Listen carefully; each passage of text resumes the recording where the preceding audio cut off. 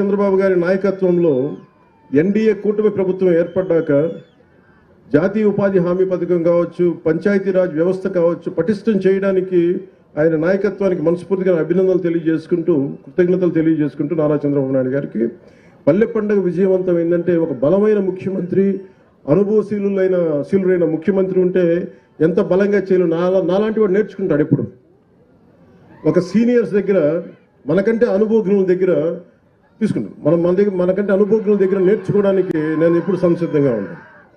So అలాంటి కర్నూలు జిల్లా పల్లె పండుగలో భాగంగా చేపడుతున్న ఈ కార్యక్రమాల్లో మొదటి స్థానంలో మన కర్నూలు జిల్లా ఉంది. ఇక్కడ అందరికీ కూడా నా ప్రత్యేక అభినందనలు తెలియజేస్తా ఉన్నాను.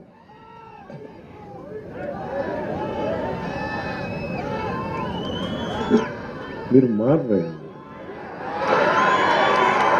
నేను పల్లె పండగ, పంచాయతీరాజ్, సీసీ రోడ్లు, దేశం బాగుండాలంటే మీరు ఓజీ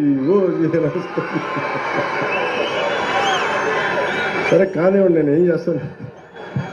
మీ శక్తి ముందు శబరి గారికి కూడా చెప్తున్నా, బైరెడ్డి శబరి గారికి కూడా, నాకు కూడా వీళ్ళ శక్తి ముందు నా శక్తి కూడా సరిపోదమ్మా.